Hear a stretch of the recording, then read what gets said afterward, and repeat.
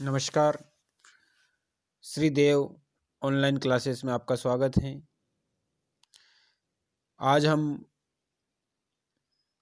हिंदी वर्णमाला में व्यंजन की कक्षा लेंगे। आपने इससे नेक्स्ट क्लास में हिंदी स्वर के बारे में जानकारी अर्जित करी थी कि हिंदी स्वर की क्या स्थिति रहती है। तो आप सभी की जो परीक्षा का समय है बहुत ही निकट है, जिसकी दृष्टि में आपके लिए हम लेकर आए हैं। आप हिंदी व्यंजन के बारे में विस्तृत से जानकारी पढ़ेंगे कि कौन सा वर्ण किस प्रकार से उसका उच्चारण होता है और किस उच्चारण के अनुसार उसमें बोलने के तरीके के अनुसार उसकी क्या प्रकृति रहती है, वह आप सीखेंगे, है ना। आप श्रीदेव ऑनलाइन क्लासेस से जुड़ जाइए, चैनल को सब्सक्राइब कर लीजिए। ठीक है, हम शुरुआत करते हैं हिंदी वर्णमाला में उच्चारण स्थान के रूप में। ठीक है, देखिए जिस प्रकार से आपने स्वर के बारे में पढ़ा था उसी प्रकार से हम यहाँ देखते हैं व्यंजन।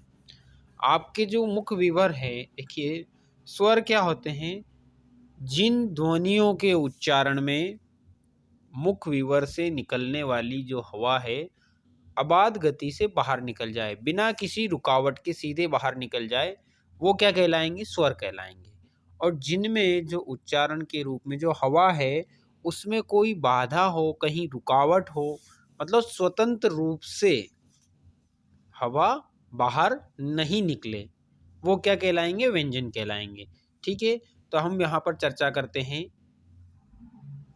आपके जो है व्यंजन और स्वर दोनों मिलकर उच्चारण स्थान के अनुसार किस प्रकार से होते हैं वो हमें देखना है। ठीक है, हम पहले शुरुआत करते हैं कंठ वर्ण की। ठीक है, जो कहाँ से बोले जाते हैं, कंठ से बोले जाते हैं, है ना। जैसे ये कंठ वर्ण है, ये यहाँ से बोले जाने वाले वर्ण हैं।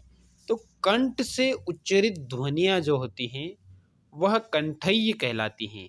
जैसे आपके आ, देखिए हम बोल रहे हैं तो हमारे जो उच्चारण की ध्वनि है वो कहाँ से आ रही है, कहाँ से आ रही है, कंठ से आ रही है। ठीक है, तो कंठ से आने के कारण इन्हें कंठय्य कहा जाता है। ठीक है, जैसे हमने यहाँ पर देखा कि हम बोलते हैं तो आप खुद देखिए कि आप इसकी प्रैक्टिस करिए, अभ्यास करिए कि कहाँ से इसका उच्चारण हो रहा है। देखिए आपके बोलने में जो कंठ है वहाँ से ध्वनि निकल रही है, आ, अह। ठीक है, और क वर्ग और ह, ये आपको देखना है कि इनके उच्चारण में कौन कौन से वर्ण कंठय्य होते हैं। परीक्षा में इसी दृष्टि से प्रश्न पूछे जाते हैं कि कंठय्य वर्ण कौन सा है। 4 ऑप्शन में से आपको देखना है कौन सा कंठय्य वर्ण है। और इस प्रकार से भी प्रश्न पूछा जाता है कि निम्न में से कंठय्य वर्ण नहीं है। उस समय 3 वर्ण आपके पास कंठय्य होंगे और चौथा नहीं होगा, जिसको आपको देखना होगा। ठीक है, इसकी परिभाषा के रूप में हम देखें तो क्या होगा, अकुह विसर्जयानाम कंठः, मतलब आ अह और क वर्ग और ह, इनका उच्चारण स्थान क्या है, कंठय्य है। यहाँ से बोले जाने वाले वर्ण है, यहाँ को इनको क्या कहेंगे, कंठय्य वर्ण कहेंगे। अब हम बात कर लें क वर्ग की, तो क वर्ग के अनुसार आते हैं क, ख, ग, ग और अंग। ठीक है, और ये जो वर्ण हैं इनमें जो देखिए आ, फिर अह और ह और क वर्ग, ये सब क्या है, कंठ से बोली जाने वाली ध्वनियां हैं, जिनका उच्चारण करते समय कंठ क्या होता है, सक्रिय रहता है। बिना हम कंठ के सहारे, यदि हम कंठ का सहारा नहीं लें और बोलने की कोशिश करेंगे आ, तो नहीं बोला जाएगा। तो ये हिंदी क्या है, वैज्ञानिक लिपि है। ठीक है, इसी में हम बोलते समय जो उच्चारण में हमारे जहाँ जिस अंग के द्वारा क्रिया होती है उसी अंग के नाम के रूप में उसको जाना जाता है। जैसे हमारे यहाँ पर हमने बोला तो यहाँ पर कहाँ क्रिया हो रही है? आपके कंठ में क्रिया हो रही है, इसलिए इसे क्या कहेंगे? कंठीय वर्ण कहलाएंगे। ठीक है, नेक्स्ट देखते हैं हम। अब आपके होते हैं तालव्य व्यंजन। क्या होते हैं? तालु, जो कहाँ से उच्चरित हो? यहाँ से, इस तालु भाग से उच्चरित हो। देखिए हम आपको बता दें कि इसमें जुड़े हुए प्रश्न के रूप में कि आप अपने मुख में देखिए, आपके जो मुख है उसके यहाँ से, कंठ के यहाँ से देखिए, कंठ, कंठ से यहाँ सीधे आपके जिह्वा है। अब जो दांत होते हैं आपके ऊपरी दांत, उसके भाग में जहाँ क्या होता है, ये ऊपर का जो जबड़ा होता है वो क्या होता है? कठोर होता है ना। फिर उसके बाद नीचे का देखें तो वो मुलायम होता है। क्या होता है? मुलायम होता है। दांत के ठीक पीछे वाला हिस्सा क्या होता है? मुलायम होता है। अब ये जो यहाँ जो हिस्सा है, इस हिस्से में ये आपका तालु होता है। जो दांत के ऊपरी भाग में जो है वो क्या होता है? तालु होता है। ऊपरी हिस्सा जो है यह तालु होता है। और इनसे बोले जाने वाले, इनसे उच्चरित होने वाले वर्ण क्या कहलाएंगे? तालव्य कहलाएंगे। क्या कहलाएंगे? तालव्य। ठीक है, तो देखिए कौन कौन से जो वर्ण है वो तालव्य हैं। ई, ई, च वर्ग और य और श। तो ये सब क्या हो गए हैं? तालव्य व्यंजन। कहाँ से उच्चरित हो रहे हैं? तालु से। तालु के द्वारा यह बोलने में उपयोग किए जा रहे हैं। जैसे हम बोलते हैं ई, तो आप देखिए आपकी जिह्वा है जो चिपक कर उसके ऊपरी भाग को स्पर्श करते हुए ऊपरी भाग के वहां से इस वर्ण का उच्चारण हो रहा है। इसका प्रोनाउंसिएशन कहाँ से हो रहा है? इस रूप में हो रहा है। ई, च, छ, ज, य, य और श। ये वर्ण क्या हो जाएंगे? तालव्य वर्ण कहलाएंगे। ठीक है, चलिए हम नेक्स्ट जुड़ते हैं। अगली जो बिंदु है वो है मूर्धा, जिनसे उच्चरित ध्वनियां हैं क्या कहलाएंगी? मूर्धन्य कहलाएंगी। अब देखिए तालु से आगे वाला जो हिस्सा है, थोड़ा सा आगे, यहाँ आपको देखना है कि कितना अंतर हो जाता है। थोड़ा सा अंतर हो जाता है। इस तालव्य से अगला जो हिस्सा है वहां से ये ध्वनियां क्या हो रही हैं? उच्चरित हो रही है यहाँ से। ठीक है, तो इनके क्या कहेंगे? इनका नाम क्या है? इनको संज्ञा क्या दी गई है? मूर्धा, मूर्धन्य वर्ण कहलाएंगे। जैसे हम बात करते हैं री। अब देखिए जब आपने ई बोला था तब आपकी जीवा क्या है? तालु से जुड़ी हुई थी, तालव्य के रूप में, है ना। और जब आप री बोल रहे हैं तो उससे थोड़ा आगे का हिस्सा सक्रिय है, मतलब क्रियाशील क्या है? मूर्धन्य वर्ण हो जाएंगे। मूर्धा के रुआ उच्चरित ध्वनियां है। ठीक है, री, ट वर्ग, फिर श। तो ट वर्ग के अंतर्गत कौन कौन से आते हैं? ट, ठ, ड, ढ, ण। ठीक है, क्या क्या आ रहे हैं? ट, ठ, ड, ढ, ण। जैसे हम बात कर रहे हैं ट वर्ग की, तो आप उससे पूर्व आप ये परिचय कर लीजिए। हम आपको बता देते हैं कि जो आपके स्पर्शीय व्यंजन हैं, जिन्हें वर्गीय व्यंजन कहा जाता है, उनकी संख्या कितनी है? 25। जैसे कैसे? कचट तप में क वर्ग, ठीक है, फिर च वर्ग, ट वर्ग, फिर त वर्ग और फिर प वर्ग। इस रूप में ये जो ध्वनियां हैं उनका प्रयोग होता है। अब यहाँ से बोले जाने वाले वर्ण है री, ट वर्ग और श। अब जो दो ध्वनियां जो आती है जिन्हें उच्छिप्त ध्वनियां कहते हैं, कौन कौन सी होती हैं? वह जिन्हें ताड़न जात ध्वनि कहते हैं, ड, अड़ और ढ। ठीक है, इनसे कोई शब्द की शुरुआत नहीं होती है हिंदी में। ये जो ध्वनियां आती हैं इनका उच्चारण जो है वो भी यहीं से ही होगा, री, ट, ड, ढ। ठीक है, कहाँ से निकलने वाली ध्वनियां है? किससे निर्मित हुई है? ड और ढ से बना हुआ रूप है, तो इनका उच्चारण स्थान भी यही होगा। ठीक है, चलिए हम बता दें आपको कि जैसे हमने देखा है कि वर्ग की बात कर रहे थे हम, तो पहले हम वर्ग के बारे में चर्चा कर लें, कौन सा वर्ग किस रूप में प्रयुक्त होता है, और उसी के रूप में हमें आगे देखना है। जैसे देखिए यहाँ पर यह है क वर्ग है। ठीक है, क वर्ग के वर्ण हैं। ये च वर्ग से संबंधित हैं, फिर ये ट वर्ग हैं, त वर्ग हैं। तो इस प्रकार से इन वर्गों का उच्चारण होता है। चलिए हम देखते हैं नेक्स्ट जो है, हम बात करते हैं इसके बाद दंत्य वर्ण की। ठीक है, जो दांत से उच्चरित ध्वनियां हैं उनकी हम चर्चा करते हैं। देखिए, जो है त वर्ग कहाँ से उच्चरित होते हैं? दंत के रूप में इनका उच्चारण होता है, जिन्हें दंतय कहते हैं, जिसमें क्या हो, उनका भाग सक्रिय क्या रहे, दांत को स्पर्श करते हुए उनका उच्चारण किया जाए। जैसे त, थ, द, ध, न क्या होता है? त, थ, द, ध, न। इनमें किनका उच्चारण किया जा रहा है?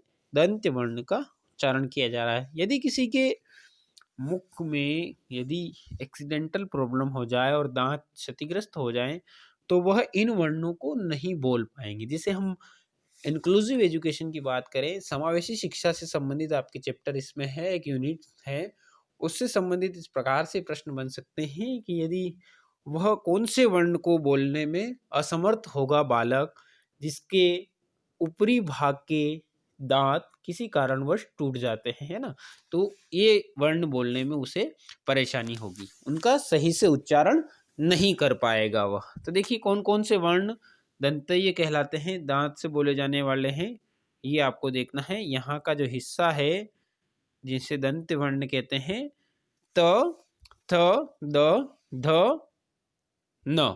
ठीक है, त, थ, द, ध, न। अब इसमें स जो है आपका, वह इसका उच्चारण भी है, इसी रूप में होता है स। ठीक है, अब हम जुड़ते हैं।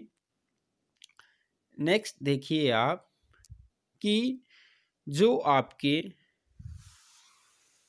अगला जो वर्ण है जिनका उच्चारण कहाँ से होता है, ये आपको देखना है। नेक्स्ट आपका है ओष्ठ। जो होठ की सहायता से बोले जाएं वह ओष्ठ कहलाएंगे। ठीक है, अभी हम पहले क वर्ग, ख वर्ग, कचट तप जो वर्ग के रूप में है उनको देख ले, फिर इनसे जुड़े हुए बहुत सारे जो शब्द हैं उनका उच्चारण स्थान कहाँ से होता है वो हमें देखना है। ठीक है, अब हम बात करते हैं ओष्ठ। जो ओष्ठ द्वारा बोले जाएं, जिन्हें ओष्ठ्य कहा जाता है। ठीक है, अब उसमें देखिए यहाँ पर उ और उ, देखिए आपकी जो बोलने के उच्चारण के समय क्या सक्रिय है, आपके होठों की स्थिति, होठ सक्रिय है, जिनके द्वारा ये उच्चरित ध्वनियां हैं।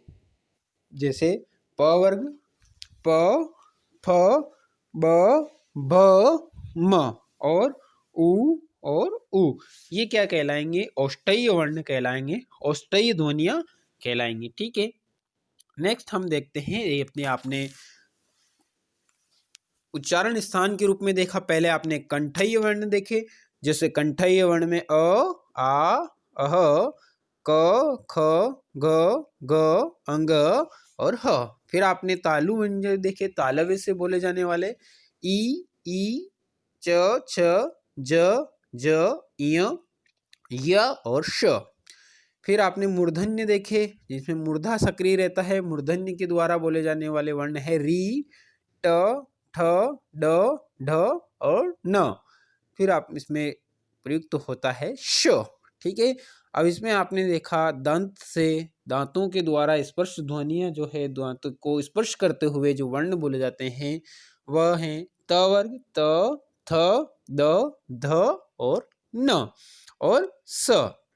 फिर आपने औष्ठ्य वर्ण देखे, ओष्ठ जिसमें होंठ के कार्य सक्रिय रहता है, जैसे उ, फिर प वर्ग, प, फ, ब, भ, म। ठीक है, अब हम जुड़े हुए देखते हैं जिनमें इनके साथ में दो रूप से सक्रिय हो। जैसे हम बात करते हैं पहले कंठ और तालु, इन दोनों से जुड़े हुए जो वर्ण हैं उन्हें हम देखते हैं। जैसे इन्हें क्या कहा जाएगा? कंठ प्लस तालु दोनों के रूप में सक्रिय रहेंगे। कंठ और तालु दोनों का संयोग करते हुए जो वर्ण बोला जाता है वो वर्ण कंठ तालव्य कहलाएगा, जिसे कंठ तालु कहते हैं। जैसे दो ध्वनियां ऐसी हैं जो कंठ तालव्य है, ए ऐ, ये जो है कंठ तालव्य वर्ण है। इन्हें क्या कहा जाता है? कंठ तालव्य वर्ण कहा जाता है। इसमें क्या होता है? दोनों सक्रिय है, कंठ और तालु दोनों रूप से सक्रिय है, उसके बाद इनका उच्चारण हो रहा है। ठीक है, आइए हम देखते हैं फिर नेक्स्ट जो है, आप देखें कि नासिका, जिसमें क्या है, नाक का सहारा लेते हुए ध्वनि का उच्चारण हो। किसका सहारा ले? नाक का। जैसे आप सांस लेते हैं नाक में, और जैसे हम बोलते समय गुनगुनाते हैं, तो हम क्या कर रहे हैं? नाक के द्वारा नाक का सहारा ले रहे हैं। तो इनमें जो पंचमा अक्षर है, जिन्हें पंचमा अक्षर कहा जाता है, जिन्हें नासिका से उच्चरित ध्वनियां कहा जाता है, वो ध्वनियां है अम, अंग, इय, न और म। इस जब इनका उच्चारण किया जाता है तब नाक सक्रिय रहता है। नाक द्वारा जो बोलने में इनका जो उच्चारण हो रहा है उसी को आप समझिए। देखिए, जैसे हमने बोला अंग, अंग, अंग, इय, न म।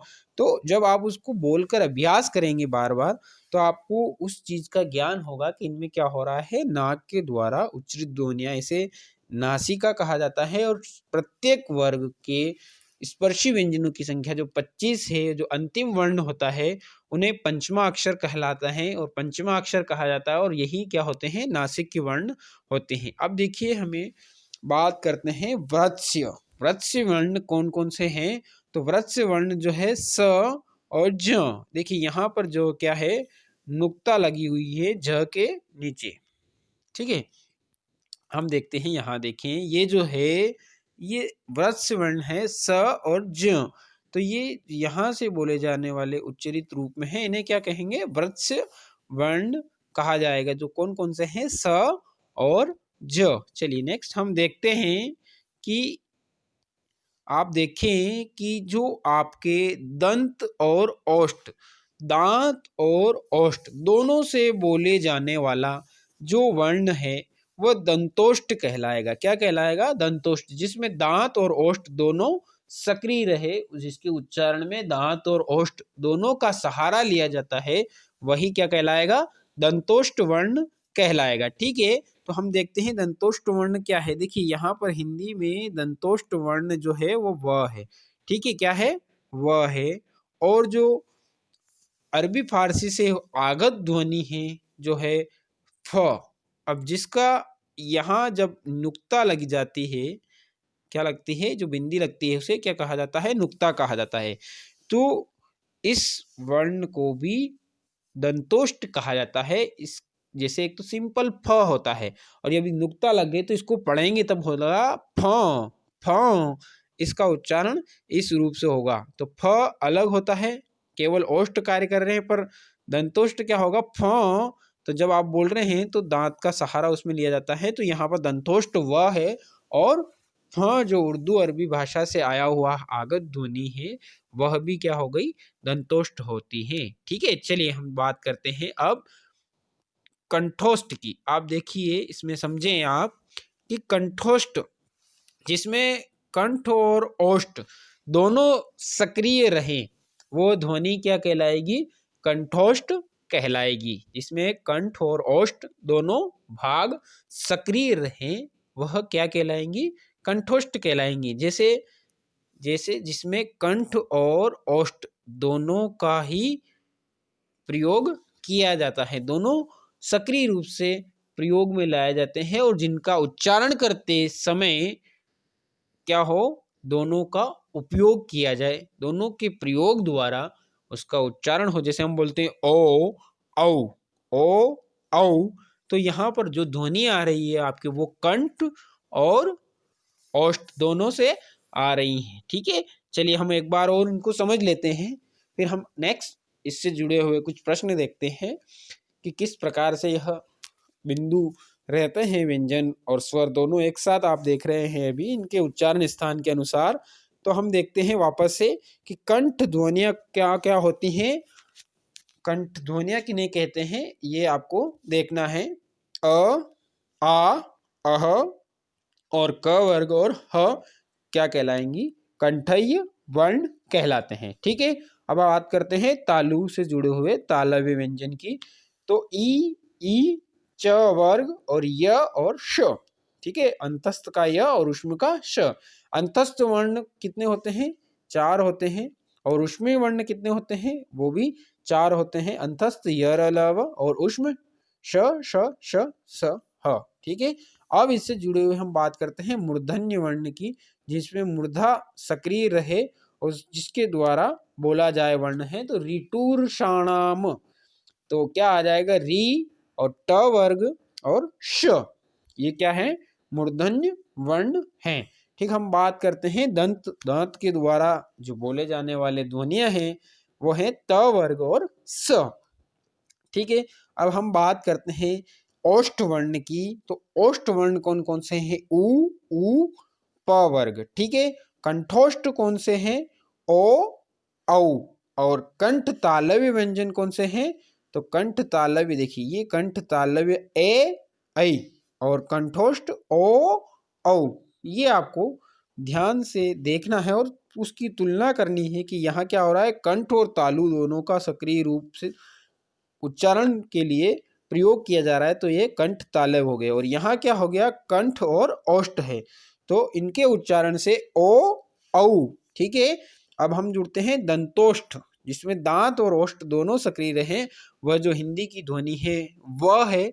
और फ जो अंग्रेजी आप सॉरी वो आगत ध्वनि है, अरबी फारसी से आई हुई है, जिसके नीचे नुक्ता लगा हुआ है फ, तो इसे क्या कहेंगे?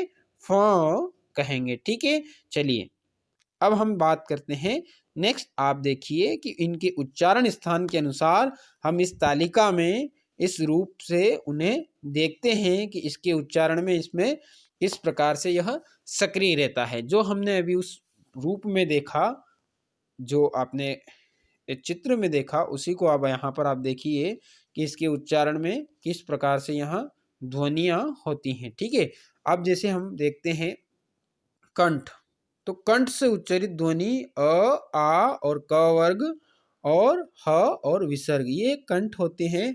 उच्चारण स्थान कहाँ से होता है? कंठ से, और उसका नाम क्या होता है? कंठय ध्वनियां हो गई। क्या कौन सी ध्वनियां हो गई? कंठय ध्वनियां। ठीक है, अब हम देखते हैं तालु, जिस कहाँ से बोली जाए? तालु से बोले जाने वाले वर्ण कौन कौन से हैं? ई, फिर च वर्ग, च, छ, ज, ज, य और श। ये उनका उच्चारण स्थान क्या है? तालु है। और कहा, इसलिए तालु होने के कारण इन्हें कौन से वर्ण कहला जाएंगे? तालव्य व्यंजन कहलाएंगे। ठीक है, अब हम बात करते हैं नेक्स्ट, हम जुड़ते हैं जो है आपके मूर्धा, जिसमें मूर्धा से बोले जाने वाले वर्ण जो हैं री, फिर ट वर्ग, ट, ठ, ड, ढ, ण और र और श। तो ये सब इनका उच्चारण स्थान क्या है? मूर्धा। तो इन्हें क्या कहा जाएगा? मूर्धन्य कहा जाएगा। ठीक है, अब हम देखते हैं, चलिए आप देखें अब दंत मतलब दांत के द्वारा बोले जाने वाले वर्ण। त वर्ग, त, थ, द, ध, न, ल और स। ये इनकी जो उच्चारण स्थान होता है वो कहाँ से बोले जा रहे हैं? दंत होए, और दंत के सक्रिय होने के कारण उच्चारण स्थान दंत है, इसलिए इसका नाम क्या हो गया? दंतय वर्ण हो गया। ठीक है, अब हम देखते हैं ओष्ठ। ठीक है, ओष्ठ उ, फिर प वर्ग, प, फ, ब, भ और म।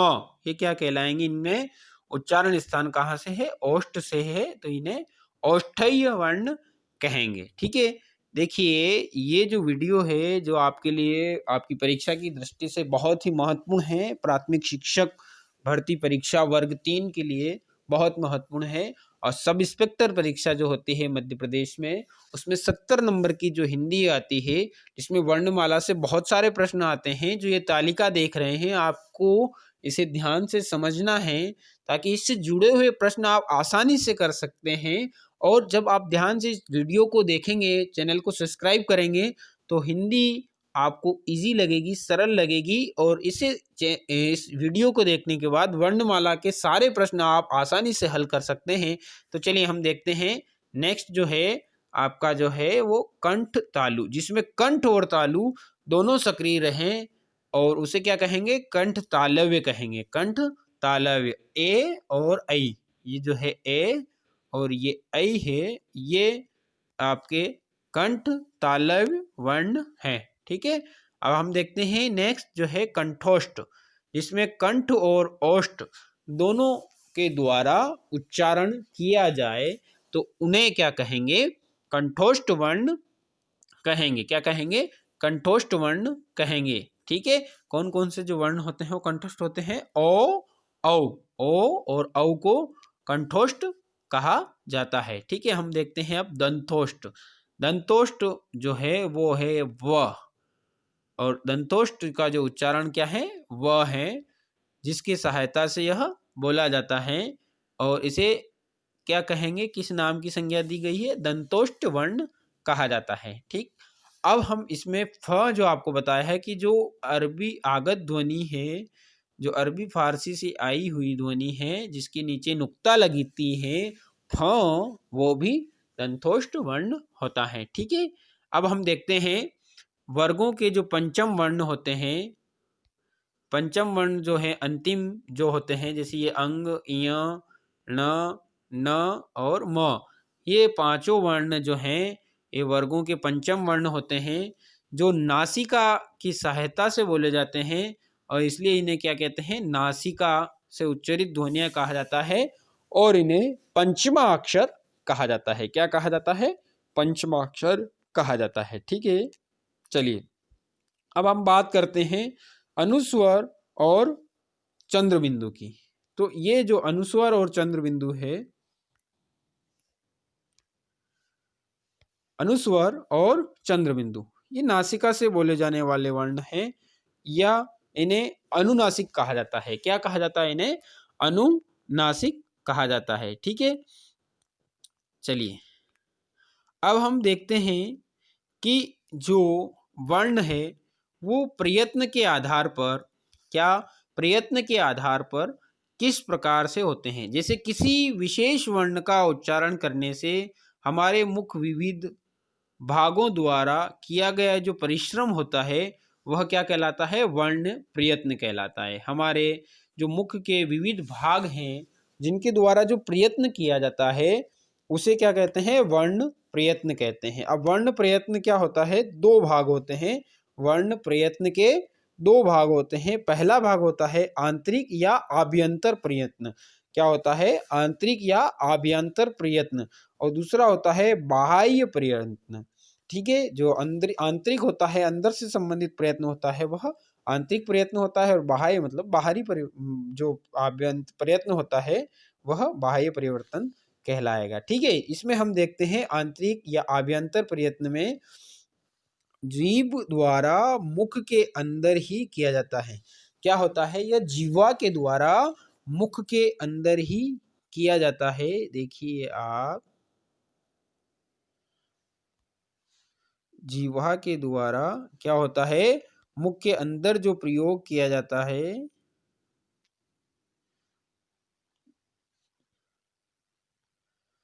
यहाँ जो मुख है आपका, इस जीवा के अंदर जो स्थिति होती है, जो प्रयत्न किया जाता है उसी के अंदर, जैसे जीभ द्वारा मुख के अंदर जो किया जाता प्रयत्न है वह आभ्यंतर प्रयत्न होता है। और कितने प्रकार का होता है? 4 प्रकार का होता है। कितने प्रकार का होता है? 4 प्रकार का यह होता है। जैसे हम देखते हैं जिन वर्णों के उच्चारण में जीभ मुख के विभिन्न भागों को स्पर्श करती हैं। क्या करती हैं? जिन वर्णों के उच्चारण में जीभ मुख के विभिन्न भागों को स्पर्श करती हैं वह क्या कहलाएंगे? उन्हें स्पर्शी व्यंजन कहते हैं। जो क से लेकर म तक होते हैं। कहाँ तक होते हैं? क से लेकर म तक होते हैं, उन्हें स्पर्शी व्यंजन कहा जाता है। ठीक है। क्या कहा जाता है? स्पर्शी व्यंजन। और इन्हें क्या कहा जाता है? स्पष्ट कहा जाता है। स्पृष्ट है ना, स्पृष्ट जो है ये रूप में प्रयुक्त होते हैं, इन्हें स्पर्शी व्यंजन, वर्गीय व्यंजन कहा जाता है। ठीक है, एक परिवार है, जैसे क वर्ग हुआ, फिर च वर्ग हुआ, ऐसे। ठीक है, अब हम देखते हैं विवृत। विवृत क्या होता है ये आपको देखना है। विवृत में जब उच्चारण करते समय मुख विवर खुला रहता है। क्या होता है? उच्चारण करते समय मुख विवर खुला रहता है, किसी भी अंग को स्पर्श नहीं करता है। जब हम उसका उच्चारण करते हैं उस समय वह किसी भी वर्ग को क्या करता है? स्पर्श नहीं करता है। तो ऐसे जो ध्वनि है वो क्या है? सभी स्वरों का उच्चारण क्या है? विवृत है। सभी स्वरों का उच्चारण क्या है? विवृत हैं, जो आपने अभी नेक्स्ट क्लास में स्वर से संबंधित सारी जानकारी अर्जित करी थी कि अग्र मध्य पश्च स्वर क्या होता है, अवृत्ताकार स्वर, वृत्ताकार स्वर क्या होते हैं, विवृत स्वर, संवृत स्वर क्या होते हैं। तो सभी में आपने देखा था कि विवृत जो शब्द है, वृत शब्द जुड़ा हुआ था, 4 भाग आपने देखे थे, है ना। तो यहाँ पर जो है जब उच्चारण करते समय मुख विवर खुला रहता है, अर्थात जीवा किसी भी को स्पर्श, किसी भी मुख के अंदर किसी भी अंग को स्पर्श नहीं करती हैं, वो सब क्या कहलाएंगे? और उसके उदाहरण क्या हैं? सभी स्वर। ठीक है, क्या है? सभी स्वर। चलिए हम बात करते हैं ईशत स्पृष्ट। ईशत स्पृष्ट में जब उच्चारण करते समय जिह्वा भिन्न स्थानों को थोड़ा छूती है। क्या करती हैं? भिन्न स्थानों को थोड़ा छूती हैं, जिन्हें क्या कहेंगे? ईशत स्पृष्ट। क्या कहा जाएगा? ईशद स्पृष्ट वर्ण जो है यर लव का उच्चारण ईशद स्पृष्ट है, इन्हें अंतस्थ कहा जाता है। क्या कहा जाता है? अंतस्थ वर्ण कहा जाता है। अंतस्थ वर्ण कहा जाता है। यर लव क्या उनसे वर्ण कहलाएंगे? अंतस्थ वर्ण कहे जाते हैं। ठीक है, चलिए हम जुड़ते हैं। नेक्स्ट जो है आप देखिए, ईशद विवृत, जिन वर्णों के उच्चारण में मुख विवर थोड़ा खुला रहता है वो क्या कहलाएंगे? ठीक है, यहां देखिए आप, श, श, ह। ठीक है, इनका जो उच्चारण है यह है ईशद विवृत, है ना। अब जिसे ऊष्मीय व्यंजन कहते हैं उनकी संख्या कितनी होती है?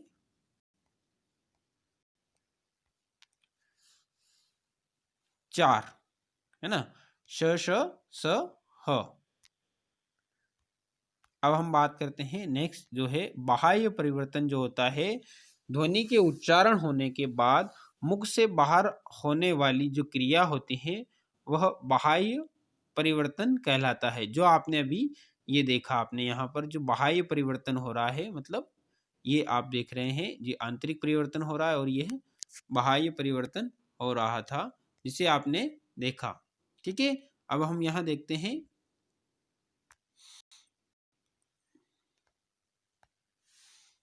देखिए यहाँ जैसे आपने अभी देखा। अब हम देखते हैं जिन ध्वनियों के उच्चारण में, देखिए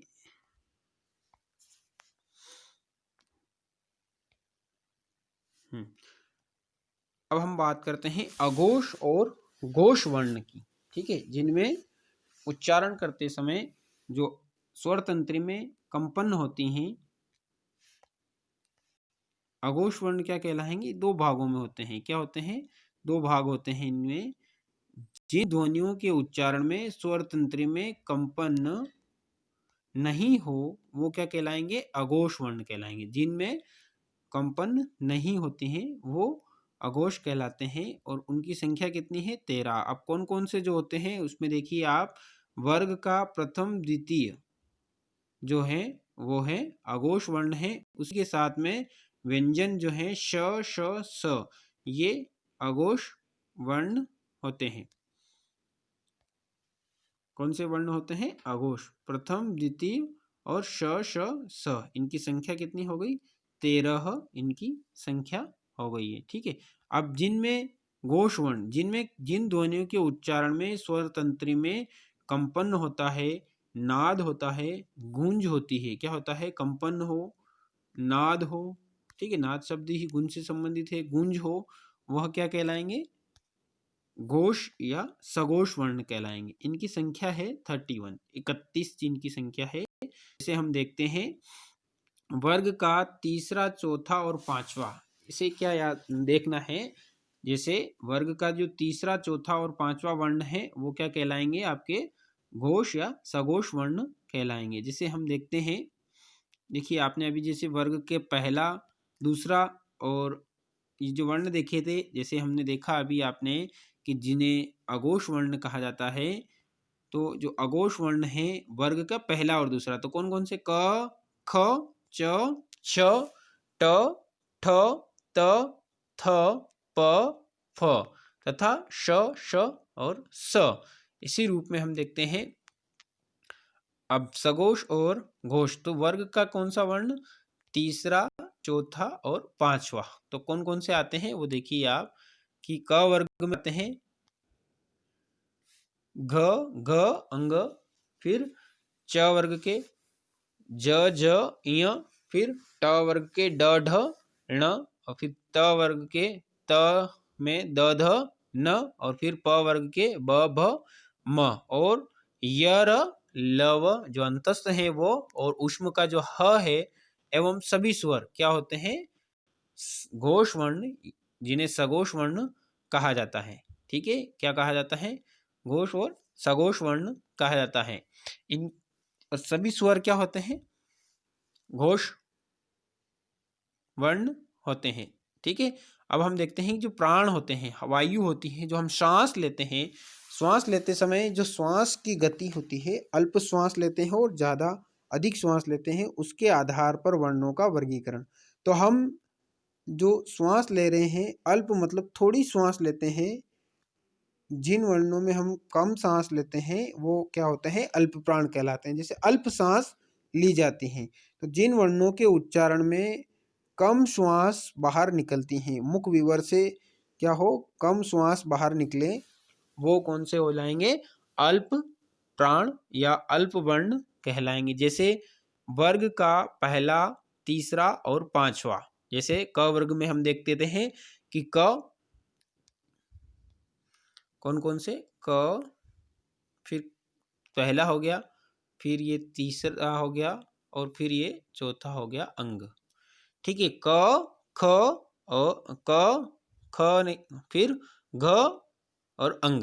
तो क, ग और अंग वर्ग के पहला, तीसरा और पांचवा जो वर्ण होता है वह, और य, र, ल, व और सभी स्वर क्या होते हैं, अल्प प्राण होते हैं। सभी स्वर क्या होते हैं, अल्प प्राण। वर्ग का पहला, तीसरा और पांचवा, और य, र, ल, व एवं सभी स्वर क्या होते हैं, अल्प प्राण। अब हम बात करते हैं महाप्राण।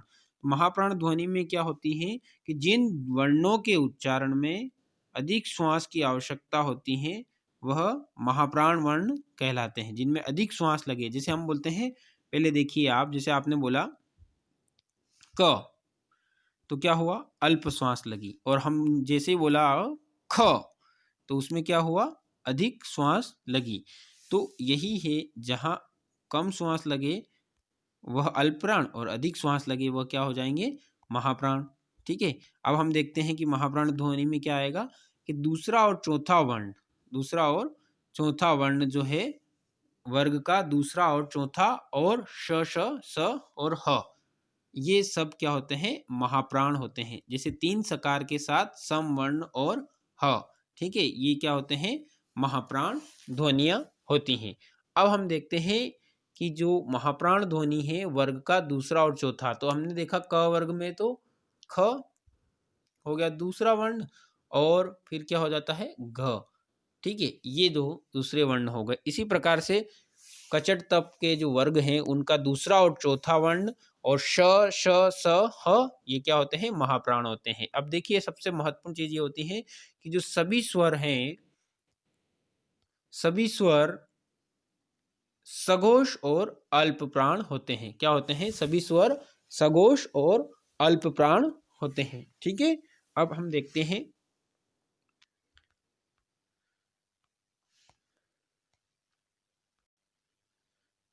चलिए ये आपने देखा। अब यहाँ आप देखिए कि एक बार और देखें हम कि घोष और अघोष वर्ण जो हैं आप देख चुके हैं। ठीक है, बहुत बहुत धन्यवाद आपका श्रीदेव क्लास से जुड़े रहने के लिए। वीडियो को अंतिम तक देखें और उससे संबंधित सारी चीज़ें समझें, सीखें। और यदि कोई डाउट्स है तो आप उसको कमेंट बॉक्स के माध्यम से बता दीजिए, ताकि उसे हम आपके उस डाउट्स को समझा सकें